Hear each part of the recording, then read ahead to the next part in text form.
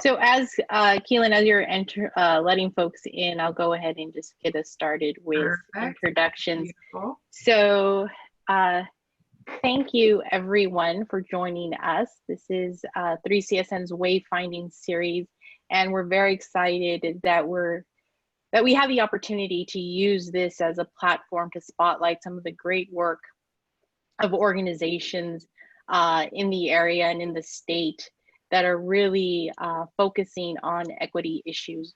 And so we're excited to have our partners at the Partnership for LA Schools to discuss their recent brief that came out, their study, Bridging LA's Digital Divide, which discusses the underconnected students that we have in our area and their access to free internet. That is an issue that has come up for us throughout our Wayfinding series, as many of you practitioners have talked about students not being able to access the so-called free internet and hotspots and Wi-Fi that they are needing in order to do this type of work. So we are excited to have them here. Keelan, do you mind going to the next slide? I would love to. Thank you. So again, if you've been to some of our sessions before, you know that we are coming together to really learn in community with one another, to be in this productive struggle with one another. And again, we are excited to have other folks come onto our series and talk about the great work that they're doing. And hopefully together, we can think about what type of advocacy and how we can partner with our students as they too are making this change into online learning. You could go to the next one. Thank you. And that is our mission. So again, 3CSN stands for the California Community College Success Network. And our mission is to provide professional learning for capacity building for professionals, practitioners within the state of California. We serve all the California community colleges via the State Chancellor's Office. And so we have been doing this series online since March, and we're going strong. So I thank you all. If you're a repeat customer, I thank you so much for being with us. We're very honored, like I said, to have our Partnership for LA Schools. And I'm actually gonna ask them to introduce themselves, and they could go ahead and take it away. So Ryan Smith, the floor is yours. Sure. So first of all, good afternoon. One and all, really excited to be with you today. Absolutely excited to be partnering with 3CSN. This is not my first rodeo with the amazing organization. In my prior life as the executive director of Trust West, we did a lot of work together, and excited to continue that work as I've come back home to Los Angeles with the partnership. So we are excited to present a little bit of our equity and justice alert about bridging LA's digital divide.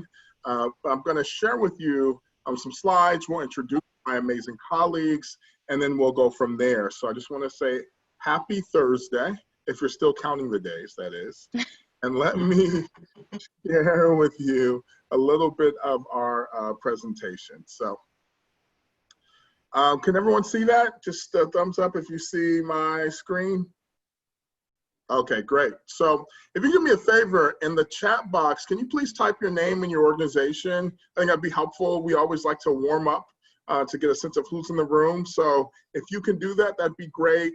We like to say we want a lit chat room, so we'll be checking and monitoring the chat room as we go along, and we know that those discussions will happen too. So as a way to do a round of introductions, if you can add your name as well.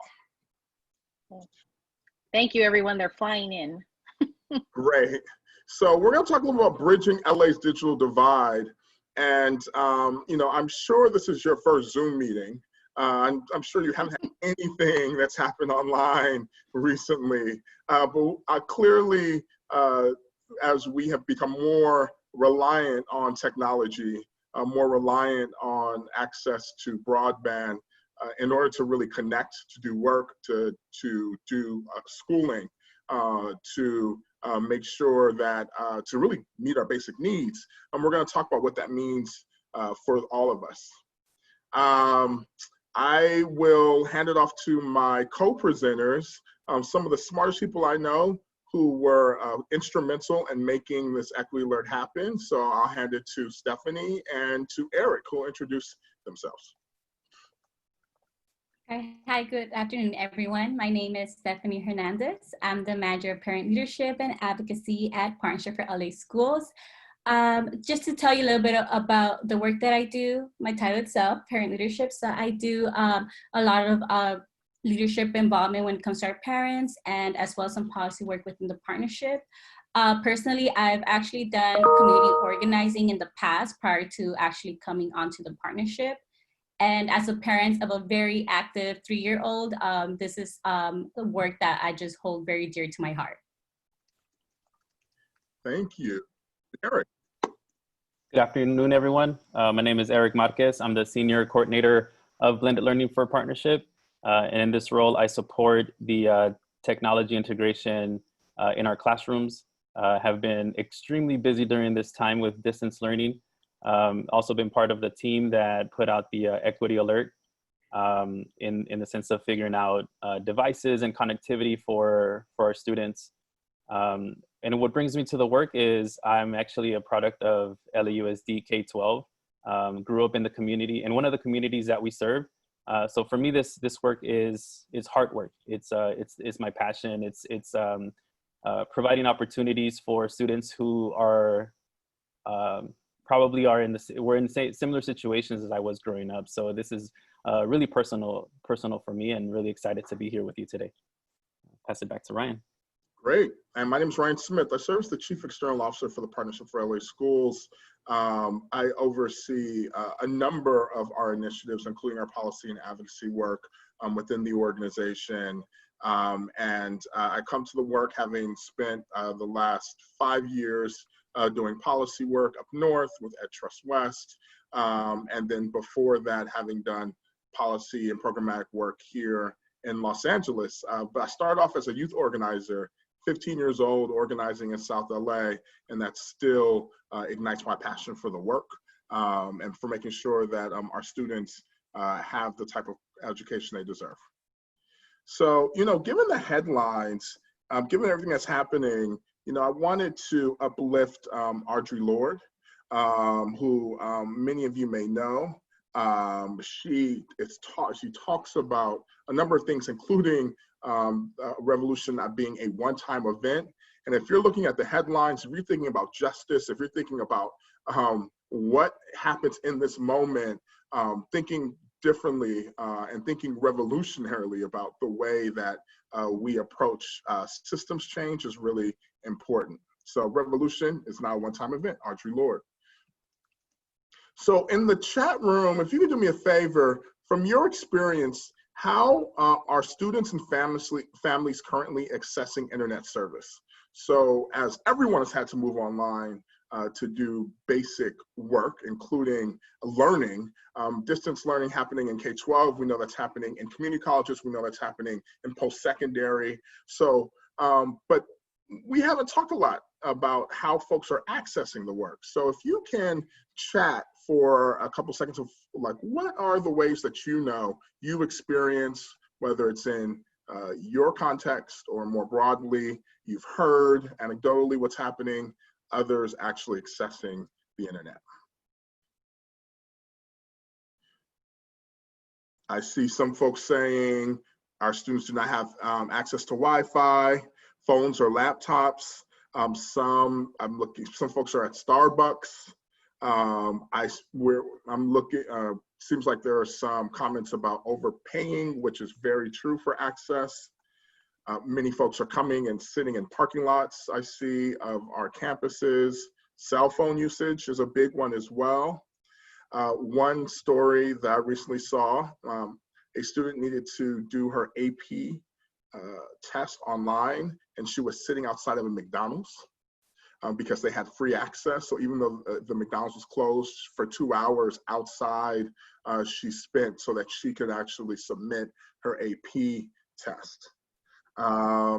So I see a range of really great responses. Please check the chat but I'm synthesizing mobile phones. Some folks are going to campuses. Some people are parked outside of places that have access. So appreciate that.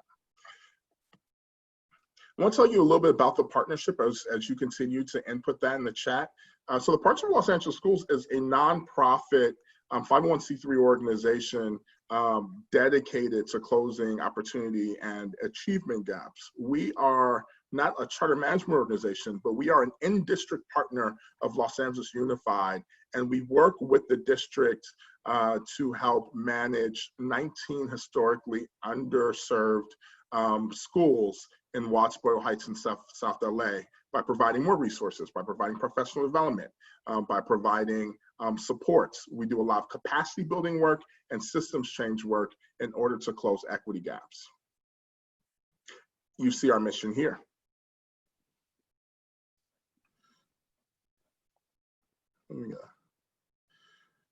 So here are the communities that we serve. We serve Watts, Boyle Heights, and South LA, 8 schools in Watts, 6 schools in Boyle Heights, and 5 schools in South LA. These are feeder patterns, so elementary schools that feed into middle schools that feed into high schools. So in Boyle Heights, you may know of Roosevelt High School or Mendez High School, South LA, Santee High, and Watts, Jordan High. These are a part of our families of schools. We're going to focus on Watts in our research today. So we just lifted up the schools that we support in Watts. Watts is near and dear to my heart as I have done a lot of work in that community with the partnership and outside the partnership. And we're going to talk about Watts, particularly as it relates to internet access while we go over our findings. But I just want to paint a picture of what we're talking about when we talk about inequities.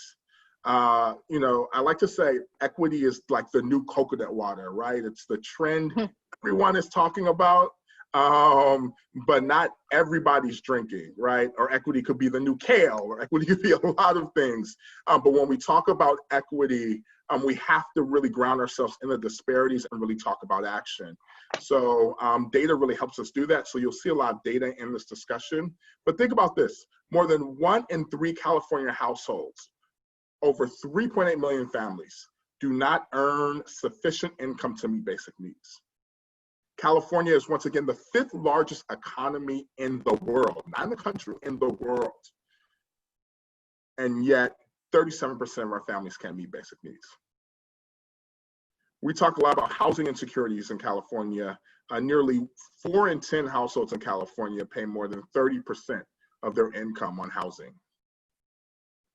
Households living below the poverty line spend 76% of their income on housing. This is really important because it provides some context on when we talk about free internet services, or we talk about upselling, or we talk about the prices fluctuating. Given these data, we realize that this is enough not only to bring pause on where our folks are at, but to really understand how it can be a challenge to provide internet access within our households. To provide more kind of context on just the digital divide challenges that we face, I'm going to hand it to my colleague, Erick. Thanks, Ryan. So the next slide, or the next set of slides, are really going to paint the picture of what it looks like in LA County, and we'll dig a little bit deeper and go into what it looks like in Watts and in some of our schools. So the data that you see here was taken from a report that was put out in April by USC Annenberg, and the policy brief is the USC Annenberg Connected Cities and Inclusive Growth. Policy brief number 5. So just to give you context around, if you look at the distribution of income, and if you look at the bottom 20%, these households or these families, pretty much only about half of them have access to tech resources. And in this report, tech resources, we're talking about computers, laptops, and we're talking about access to internet. And then if you look at the families that are in the 90% or in the top quartile, 90% of those families actually have access to tech resources. As Ryan mentioned, because of the high amount of like the income is being used for other places. Like there isn't a lot of disposable income for families to actually pay for what we're going to call as residential broadband, and we'll make a distinction between mobile broadband and residential broadband. So this is the internet service providers coming into your house and actually providing that information or providing that service. There's also an issue around infrastructure investment in some of our communities, and specifically in Watts, where there's been a lot of it's been bypassed. Like the investment in our communities has not been done, so there really isn't many options for broadband or for internet service providers, and then even the quality. Like, do we have fiber in Watts? The answer is no, right? So having this opportunity to have broadband in our communities. So the next slide will paint a different picture and really focuses in on our communities. And this was also taken from, so Ryan, if you could exit out of that so the slides are actually showing. So I can see the drop-down menu on there. Oh. Thanks. So if you go back a couple slides, yeah. I didn't realize that. So the slide with the map really focuses in on our communities, and it shows that the lighter yellow areas where you see South LA, Watson, Boyle Heights, that shows that our households, 40% or less than half of those households have access to broadband, or they just don't have the funds necessary to provide that. And if you look at it from an LAUSD perspective, it's like a third of the households lack broadband internet access. So then what this does is it puts our families in a position to look for alternatives, because if they don't have the resources to buy residential broadband, it goes to what was stated in the chat. And Ryan, if you go to the next slide, it shows our families are having to look in other places for broadband. So now I want to paint a picture from our school's perspective. So when you talk about access to devices, like our schools had to distribute devices to over 73% of our students, meaning that these are students who did not have a device at home, which is pretty close to what the findings were from USC, the USC report. And then when you put the device in the home, that doesn't guarantee that a student is going to be able to access the content, because of potentially limited, some families may not have the tech skills, or parents may not have the technology skills to support their students in their learning. So you can't just hand off a device and potentially a hotspot to a parent and say, you know, teach your students the curriculum, right? And as we mentioned in the access to the connectivity, there are cellular phones, there's hotspots with limited data plans.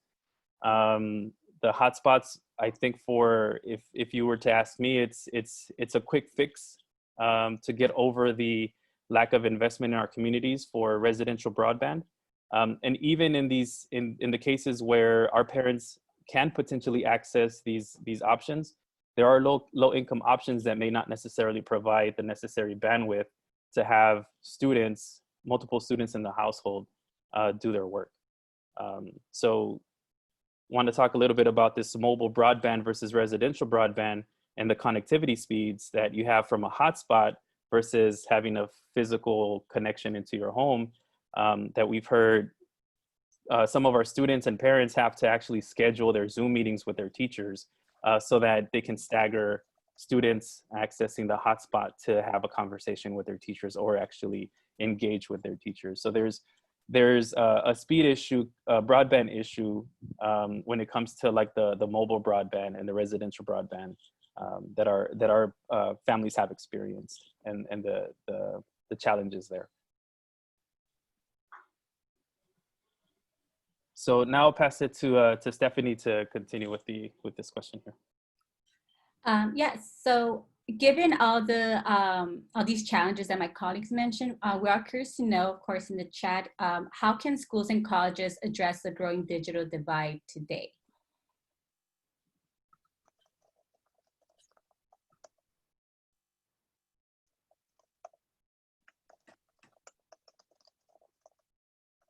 So I'll give some time just some answers on the group chat. So we have some saying partnering with community to provide reliable residential to provide real equitable access to Wi-Fi. Putting pressure on internet companies to provide real equitable access to Wi-Fi. Citywide Wi-Fi. Seems like we all agree with the same ways that we could actually address these challenges. So knowing that, I actually want to go ahead and provide you a story of one of our Watts residents, Tamara. So she was actually featured in the LA Times. She was interviewed for that. So the story with Tamara, she is a parent of two kids. She was not able to get Wi-Fi, well, internet in her household. So at some point she was relying on using her cellular device. So she called, and through some negotiation, she was able to get a certain amount of data. So she was able to use a hotspot in order for her kids to do it. However, that data will run out so quick that she saw that that wasn't even reliable. She has two kids in the household. They can't even turn in their homework with just the cellular hotspot alone. So she did the hard decision of where she was starting to drive her kids to a friend's home nearby.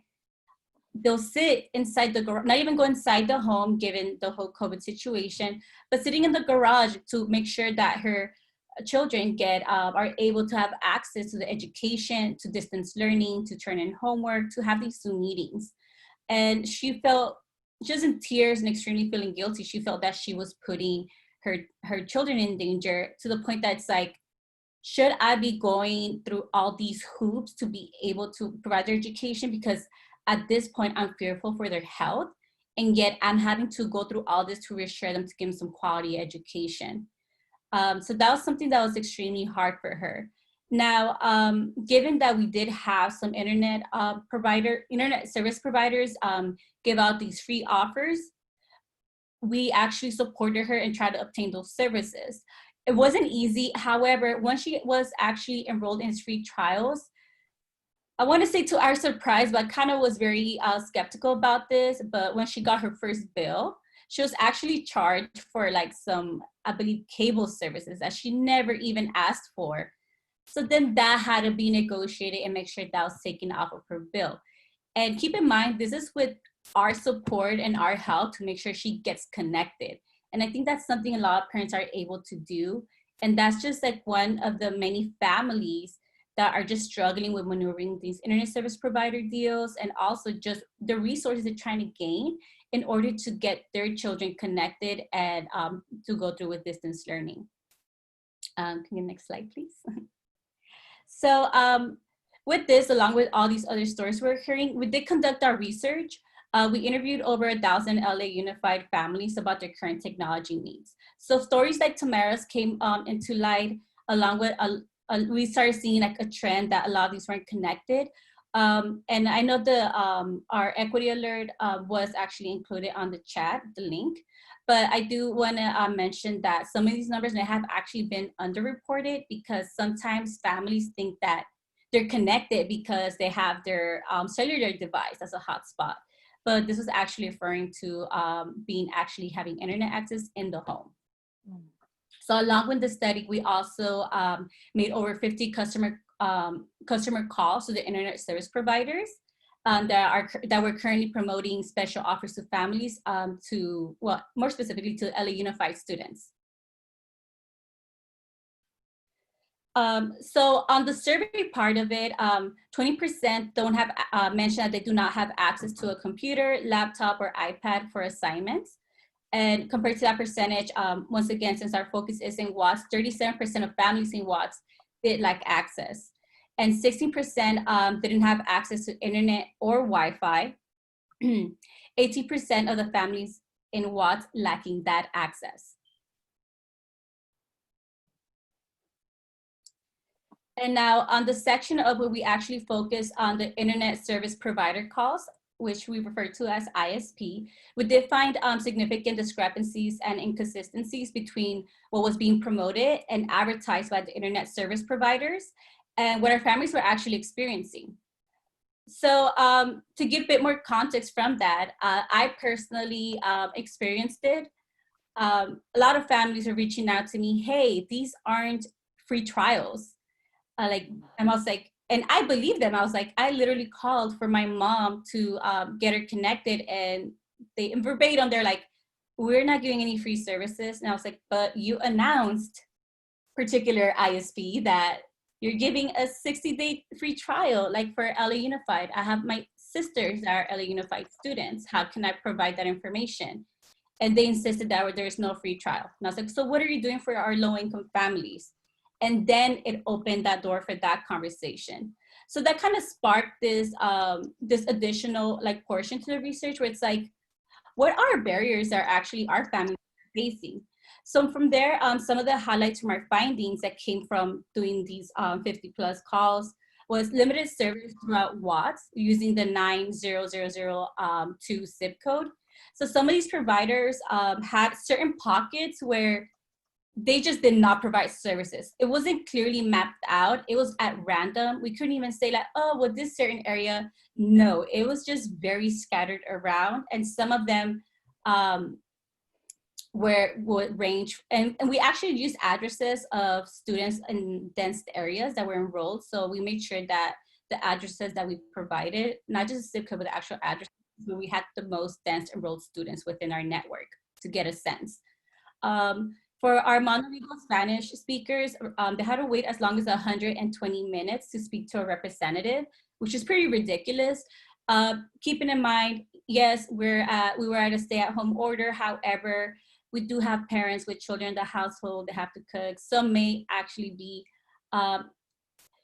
there's no excuse to keep someone on hold for so long. And I think there's underrepresentation of just having these bilingual or at least Spanish speaking representatives available when you have these offers being announced to such a diverse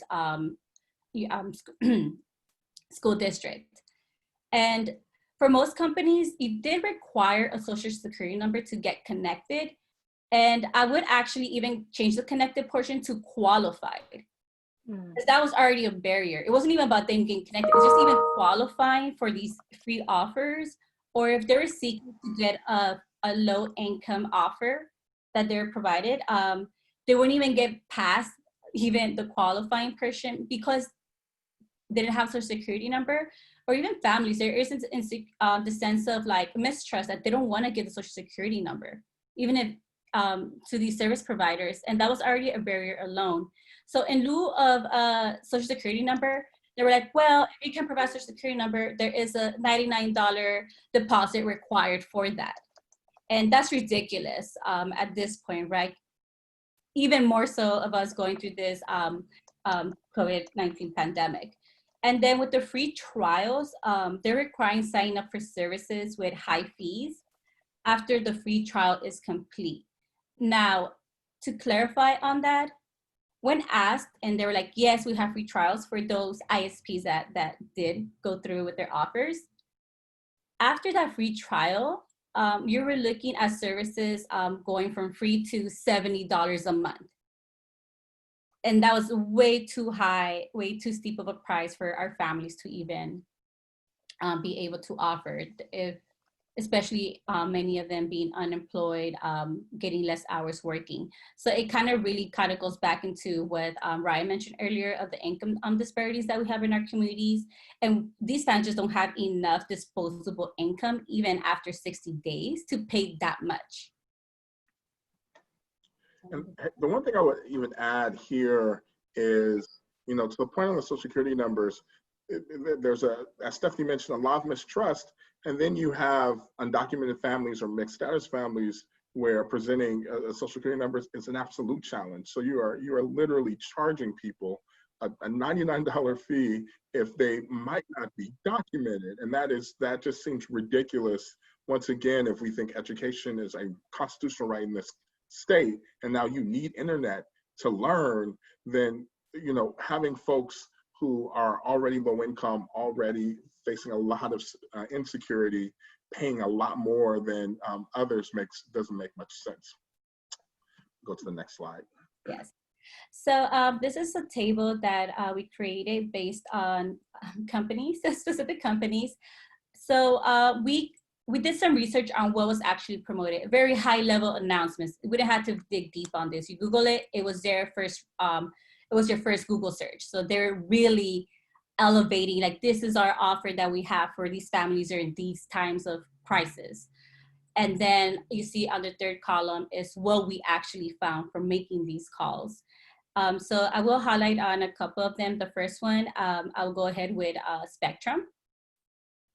So when calling Spectrum for their home internet service, it was very hard to find an area that they will actually provide service.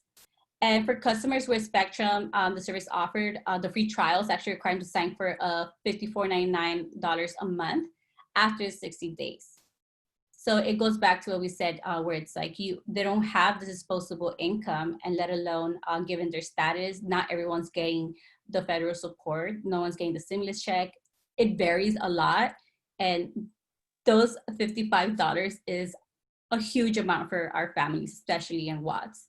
And even then, for those that at some point were able to have those services, but unfortunately lost their jobs, Spectrum wasn't allowing existing customers to downgrade to the low-income family programs that they had that were a lot more affordable. So even then, there limit that barrier. And then another one, which was T-Mobile, and this is more to highlight how the cellular hotspots aren't as reliable when it comes to doing schoolwork, because a lot of them, well, first of all, they don't provide home internet service. However, they would charge you an additional $15 for 2 gigabytes to existing customers. And I'm just gonna go ahead and highlight Tamara's story again, where when she called her cellular provider and tried to obtain the additional hotspot connectivity, it was not enough for her 2 kids. And her kids are in elementary school. So it's not like, oh, they go classroom and like these big projects. It's like, it's at elementary school level that even this wasn't enough to get them connected.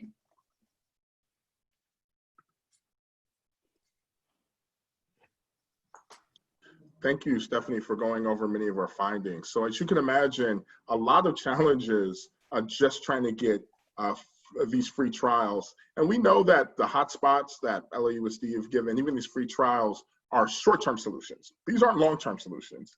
As Eric mentioned, we're really talking about infrastructure. In a state like California that has Silicon Valley in their backyard, and many of these multi-billion-dollar communication companies headquartered here, the fact that California doesn't have free access and access to internet in 2020 seems ridiculous. But some things that we recommend moving forward: one, we have to hold technology companies accountable for ensuring that public relation announcements match up to actual services. So you have folks like the governor, the state superintendent, our superintendent, really applauding these companies. And where there is, and we're not saying we shouldn't applaud them for offering free trials, but if you can't figure out how to access these free trials, and if implementation is a challenge, then it's, we have to make sure that what they're saying is actually reality. And right now, unfortunately, from the data that you've heard, that's just not the case. So don't give them all the credit for saying they're doing something that in reality is just not working. And I applaud LAUSD and their work with Verizon to get hotspots to families, but let's be truthful, Verizon didn't give those hotspots to families. LAUSD paid $100 million to get those hotspots to families. So it's not as if they're being altruistic here. This is clearly about business still. We have to prioritize access for communities with the greatest unmet need first. Places like Watts, places like, as the USC study mentions, East LA, places in South Los Angeles, these are the communities that are furthest behind, both in access to technology and devices and access to internet. So, even if we're talking about internet access for all, let's prioritize the communities that have been historically underrepresented. And as folks have mentioned, COVID-19 didn't bring this issue. This issue has been an issue for forever, but it's been more in the shadows because people could go to a campus or go to their school potentially for access. But now that's not necessarily the case. So I don't want to blame this on COVID. COVID just brought an issue that has been an issue for forever. We have to support schools' technology and safety needs. We have to simplify the process for families to access internet offers.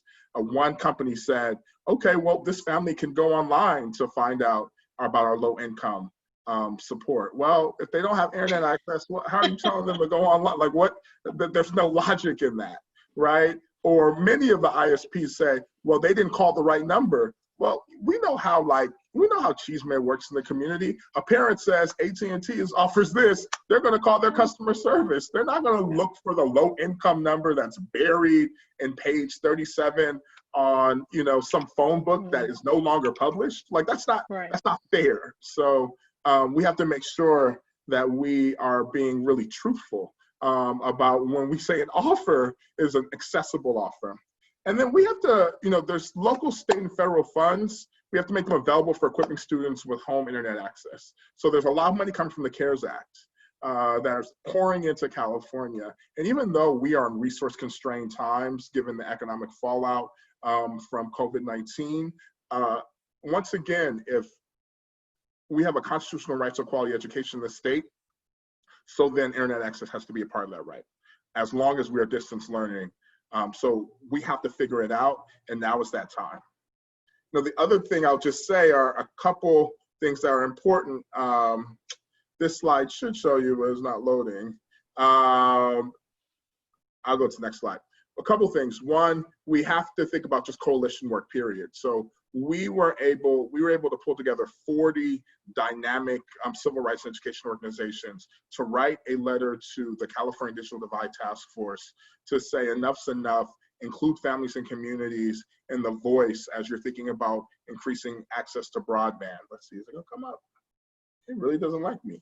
So, so we'll just say this. If you're a part of an organization that you think would like to join us as we continue to push the state to do more, we'd be more than happy to do that. We're gonna access the chat feature. You can either email me privately, ryan.smith@partnershipla.org, or include your name and organization in the chat to say that you'd like to be involved in our coalition work. We'd love to have you. We have to spread the word. We have to have a conversation about now is the time to do this, right? We have an opportunity window given the need. So I think it's time to contact our local and state electeds to demand that CARE Act funds and other funds be attributed to increasing broadband access. And if people say, well, we can't give it to all because we don't have enough money, what are we gonna say? Well, let's talk about equity. Then where are places that absolutely need it now, and prioritize communities like Watts and rural communities as well who have challenges with access to broadband. The last one doesn't want to load either. The other last one I will say is, and we'll get you these slides, don't worry about it, is that there is a very interesting mapping of who really has power when it comes to internet broadband access. You have the Public Utilities Commission, you have the legislature, you have the governor's office, you have the Digital Divide Task Force. There's a number of these advisories, so it's a little complicated, but we're gonna have to hold these folks accountable, and we have to make this tapestry of who is responsible for what a lot less complicated so that we can make it clear to families that this service can be provided. And once again, yes, we have to hold internet service providers accountable, but it's not up to ISPs to make this happen. We have to hold our institutions who we pay taxes to accountable for finally bridging the divide. One thing I will say is in 1960, we had 1/5 of all households had access to a telephone, 1/5, a hardline telephone in the United States. 20 years later, that was 7% of the 7% actually didn't have access to a telephone. So we went from only 1/5 having access to 7% not having access to a phone. We can think about this, given the technological advances that we have, we should be able to provide these services in the next 1 to 2 years here in the state of California. That's our moonshot. That should be our North Star. And we have to make sure that we provide access, particularly for our students and families most in need. So I'll end here. Given the headlines, as I mentioned with Archie Lord, I'm going to end with Dolores Huerta. I know we talk a lot about ISPs and internet, ISPs and broadband, but these things intersect. So if we're talking about the education system, we have to talk about the criminal justice system. We have to talk about our housing system. We have to talk about how jobs are created, because for families, those things intersect. And if they've ever intersected, now they certainly intersect for those most in need. And it's up to folks on this call, up to folks who care about students and families to really act. So as Dolores Huerta says, every moment is an organizing opportunity. Every person is a potential activist, and every minute is a chance to change the world. And we really believe this is the opportunity window to do so on this issue and so many issues as well. And with that, first of all, thank you very much for listening to us and the findings from our equity alert. And then we're going to open it up for questions. So, Kellen, can you give me a sense of how we usually handle questions? So we field them in the chat. So if you want to share your questions in the chat, then we can share them. Okay. So, hi, this is Jessica. So one question is actually a question that I had that others may have as well that I put in to the chat, was when we are doing, for right now, when we are doing these types of negotiations, because like Ryan mentioned, we're paying for these. They weren't like given to us for free. What is the type of, what would be optimal for a student to have at home? Actually, Erick, would you like? Yes, Erick. What's Yeah, the great. optimal, Thank you. what's the, and even like the optimal connection, but also the space to do distance learning, like whatever, what would you recommend? Yeah, so when it comes to speeds, and if we're talking about residential connections, I think anything above like 60 megabits per second, 100 megabits per second would be great. Hotspots can provide that type of bandwidth if you're talking about like 4G and above. However, the issue is the limits that they put on the data. Like data should be unlimited. Like they shouldn't put like a 2 gigabyte. Once you exceed that, then they might either not give you a connection, or they drop you down to a slower network, like a 2G or a 3G, which is pretty much crawling at this point, right? For the things that our students have to do with Zoom, they have to, if you have multiple students in the household, like I mentioned. So if you have a hotspot, like service providers should not be putting a cap on data at all. And when it comes into the household, like, yes, having a quiet space, like a dedicated space for a student to do their work, yeah, that would be completely ideal. You might have heard that the district is providing like noise canceling headphones for high school seniors, and we're also providing some for our students. So that's also some tools or some items that could help during this time. Great, thank you so much. Great. I think we're still fielding questions. Please submit your questions inside. One thing I'll add to Erick's point as well is we know that a lot of our students don't have the privilege of having a quiet space, and that is real. We think everything's equal, but for folks who have multiple members in their family, who may be living in 1-bedroom studios, even 2-bedroom, those things can be really challenging. So we have to be patient as educators.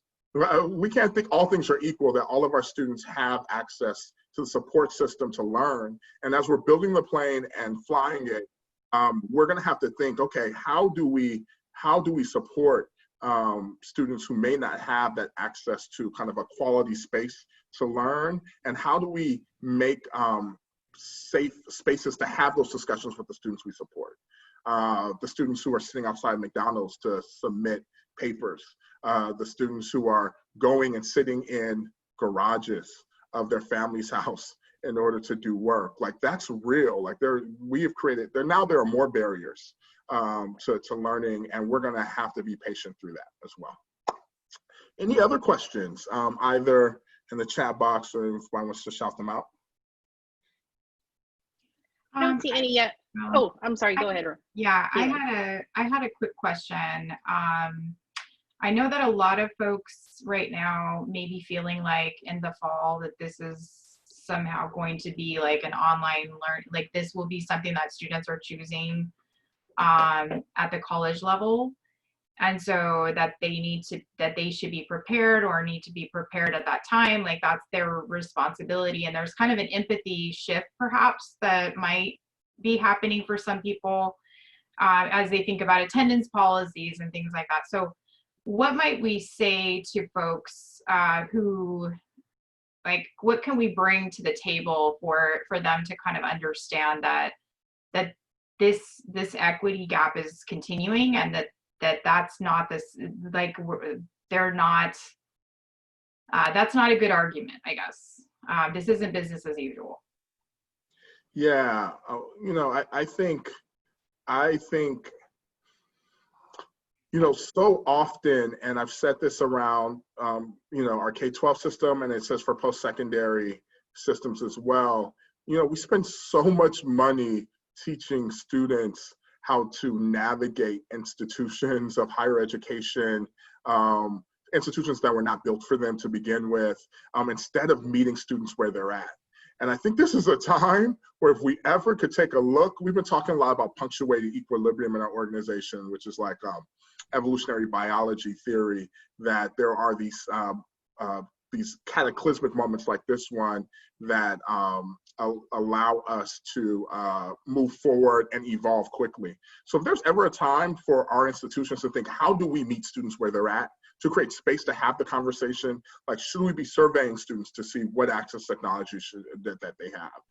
Does attendance, do we have to think about attendance differently? How do we measure engagement, right, when it comes to participation, given that this is happening? So I think we need to take some time and some space to go, okay, let's not try to cram the policies we've done for the last 30 years and say, well, do they work?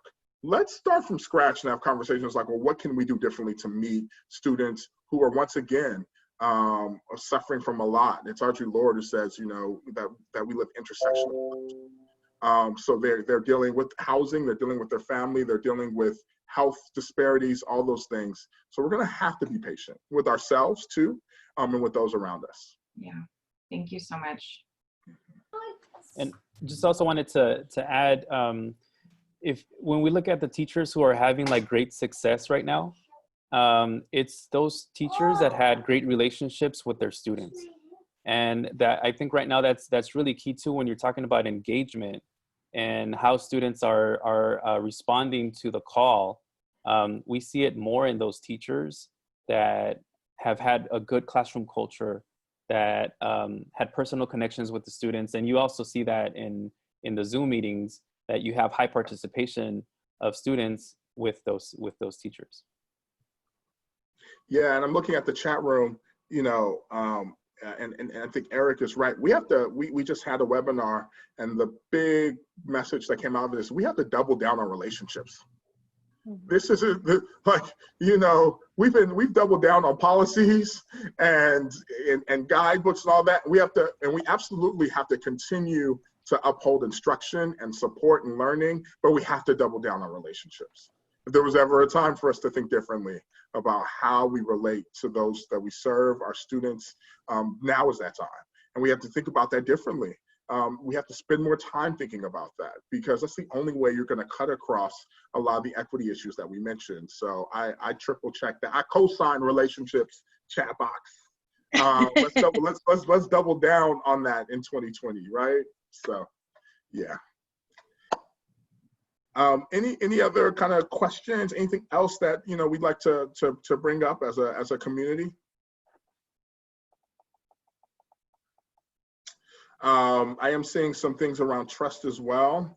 You know, one thing I will ask Stephanie, you know, I think this has shown us that not only do we have to build relationships with our students, we gotta do a better job. And I'll say this even in post-secondary, start building relationships with families as well, because clearly there's a connection here. And for a lot of our students entering community colleges, it's their families that are really kind of anchoring them through this all. So any thoughts, Stephanie, about how we can build relationships and partner with families in this moment, given your expertise? Yes, so I actually have two cousins, graduating seniors, one of them being from LAUSD.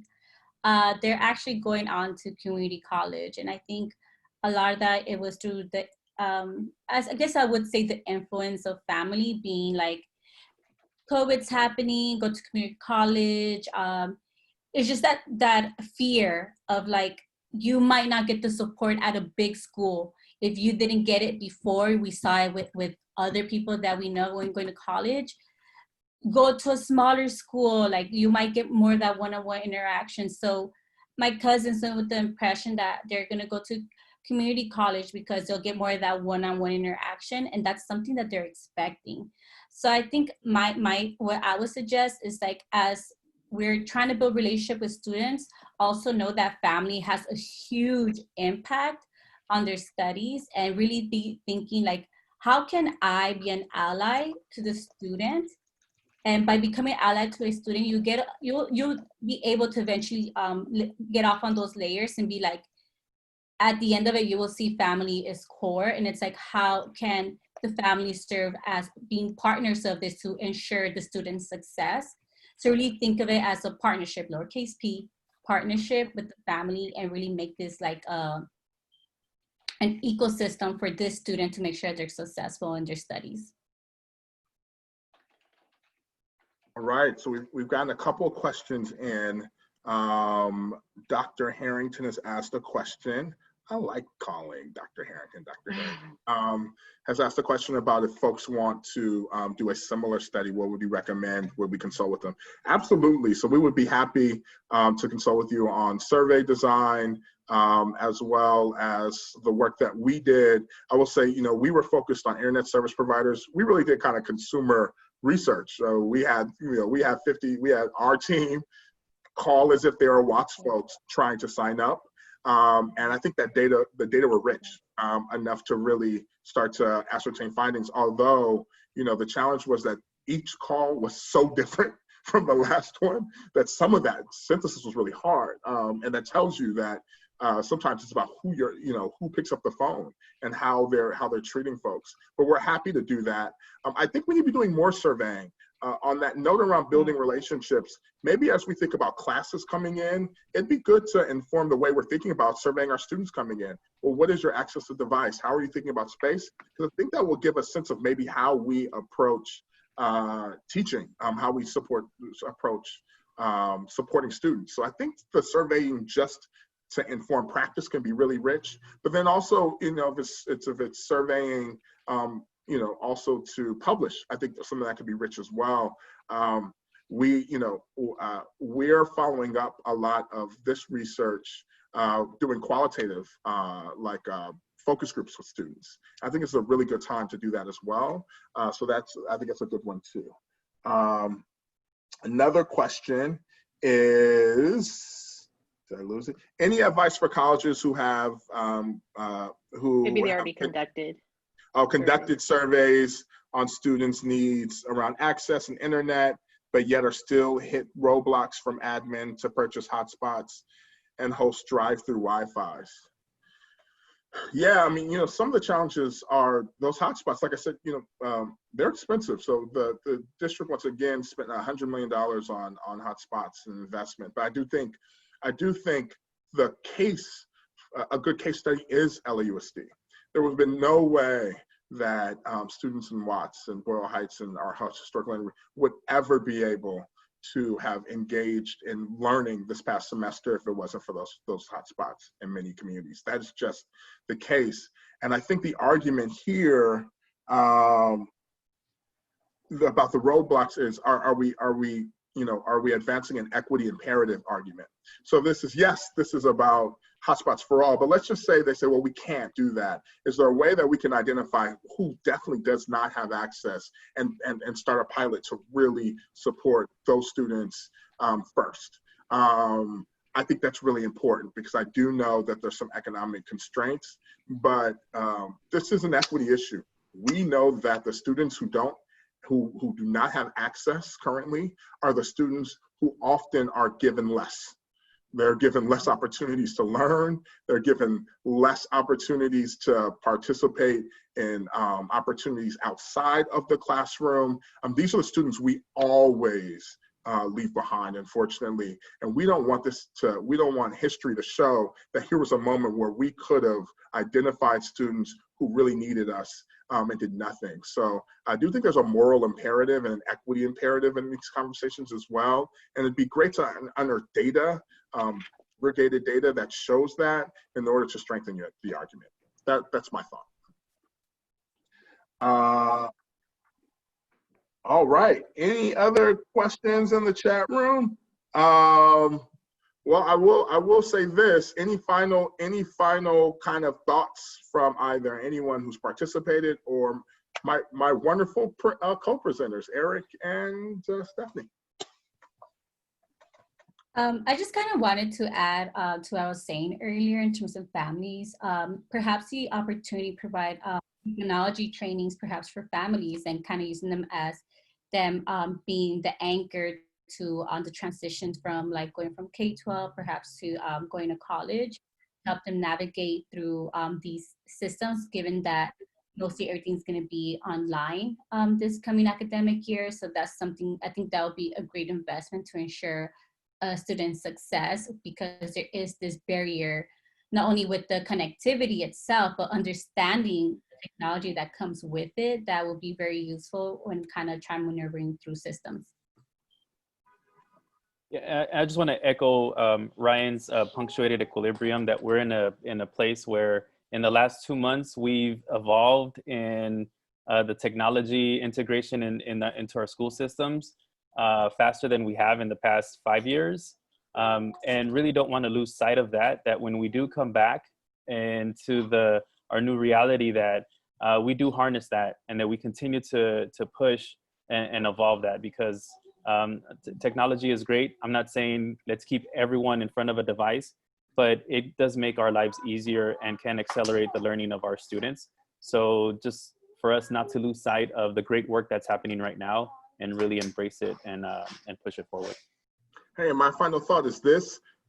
We often say these systems never change, that they've been built over decades, they're not built by us. That is very true. And I have seen systems like LAUSD literally pivot on a dime to support the basic needs of students through grab-and-go centers and to get them technology. So all this saying that systems don't change, I'm starting to question that, given the rapid changes that many systems have met to still meet their customers and consumers. So I think this is a learning moment for us, that if we can change systems in 3 months to support students and families, we can certainly do that on multiple different areas, and that excuse does not hold as much water to me as that did in September. So I want to, first of all, say blessings. I want to say health blessings, housing blessings, internet blessings to everybody who joined us, and may we continue to improve for the benefit of our students and families. Thank you so much, Deborah and Jessica and Caitlin and the entire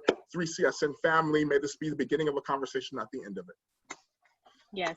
Thank you so much, Ryan, and thank you, Partnership for LA Schools. And we hope that this conversation continues, and we want to thank all our colleagues from our community colleges that joined us here today. And we will make sure that you get the PowerPoint and any other materials. And if you have questions, again, I did put Ryan's email there, but you could always email us at ask@3csn.org. I'm putting that in the chat. Even if you have questions for our presenters, we will make sure they get it. We give it to them. So thank you so much. And it was so good to see all of you. And I hope to see you all again. Bye. Stay safe and happy. Bye-bye. Stay safe. Bye. Thank you. Thank you. Thank